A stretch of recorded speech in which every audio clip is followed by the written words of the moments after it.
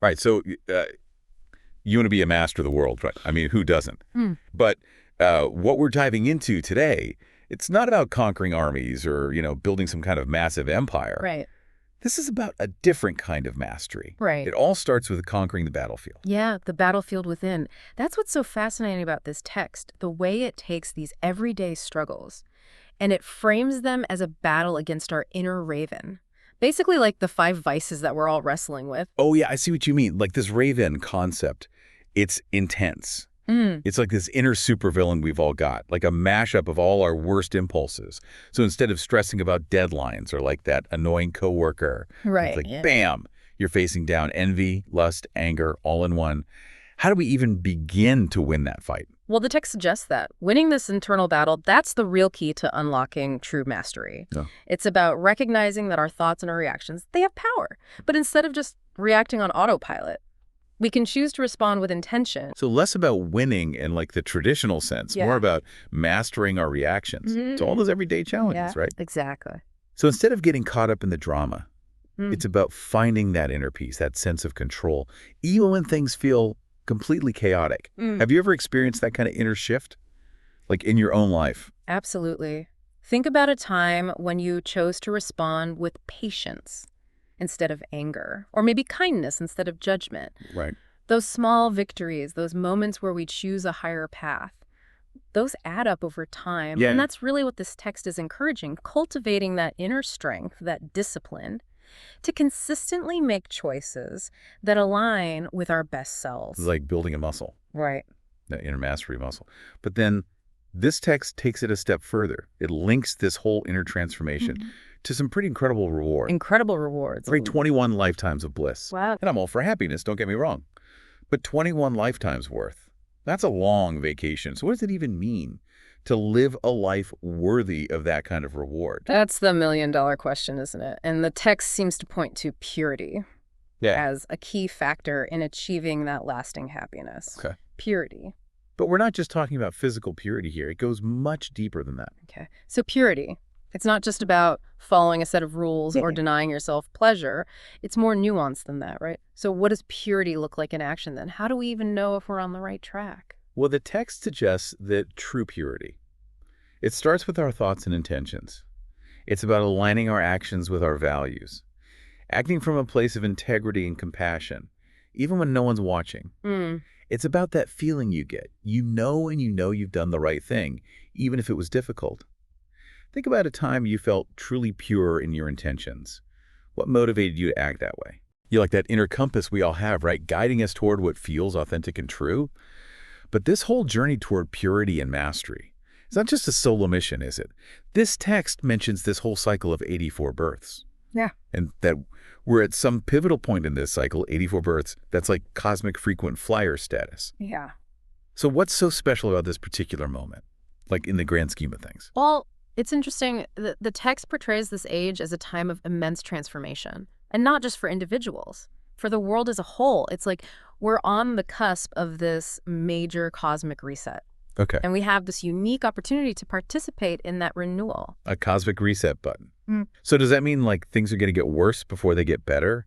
Because the text also mentions all this stuff about natural calamities and even scientific inventions. Like they play a role in this whole cleansing process. That's kind of wild, right? Yeah. Are we supposed to be like rooting for a hurricane to hit the reset button? Well, it's not about wishing for destruction or anything like that, but it is about recognizing that change often involves disruption. It's like when you're trying to clear out a really cluttered room, you have to move things around first. Right. You have to let go of what's no longer serving you to make space for something new, something beautiful.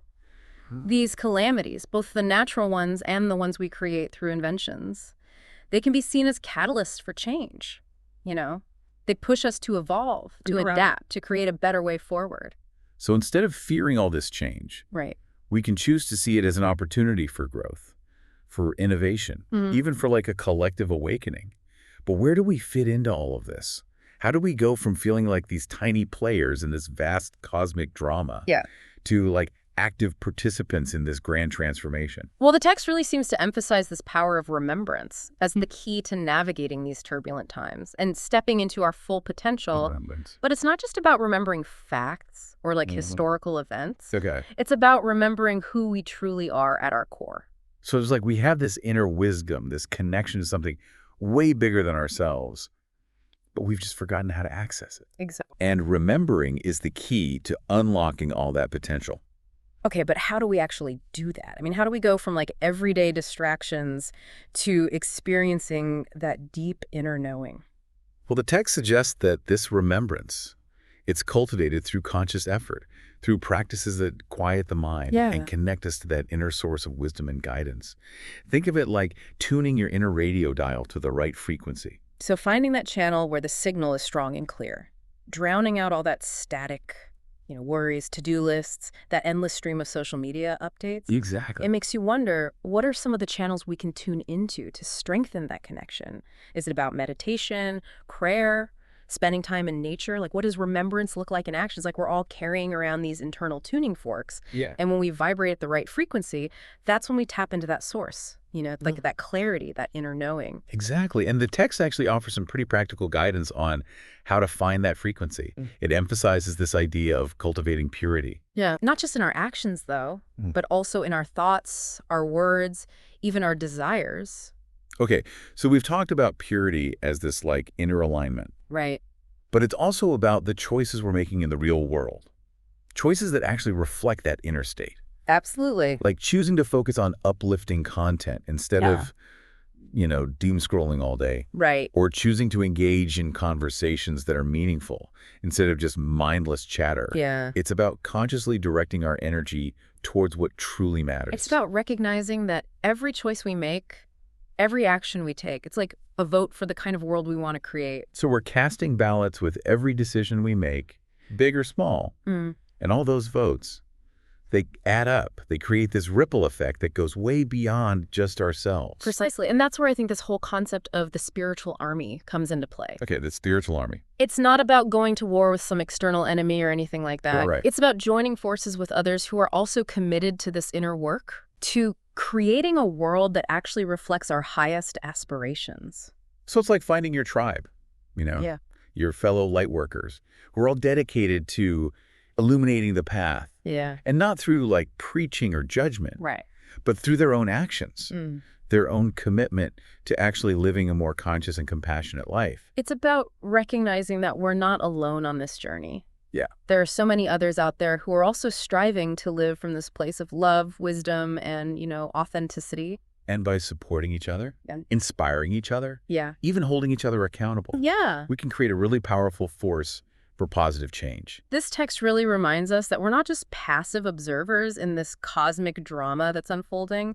We're active participants. We have the power to choose our thoughts, our words, our actions. Oh, yeah. And in doing so, we shape not only our own destinies, but the destiny of the entire world. So maybe the real mastery lies in actually recognizing that power and then choosing to wield it wisely,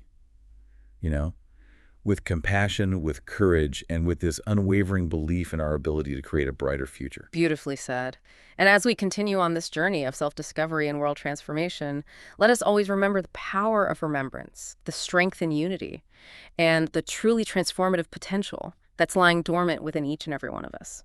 It's time to tune into that higher frequency, to step into our power as these conscious co-creators, and to build a world that really reflects the best of who we truly are. So as you go about your day, ask yourself, what one small act of purity can I embody today? How can I be a source of light and inspiration in my own unique way? Keep diving deep and keep shining bright.